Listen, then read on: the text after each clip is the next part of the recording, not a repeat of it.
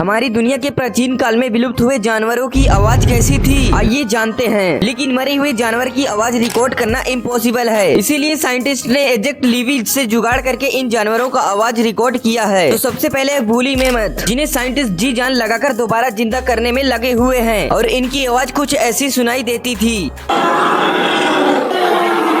है डायरेक्स, जो तब भी फेमस थे और बॉलीवुड के बदौलत आज भी दुनिया की सबसे पॉपुलर डायनासोर है। हालांकि ये जितने खतरनाक दिखते हैं, इससे कई गुना ज्यादा इनकी आवाज डरावनी लगती है। और इस डायनासोर की आवाज कुछ ऐसी थी।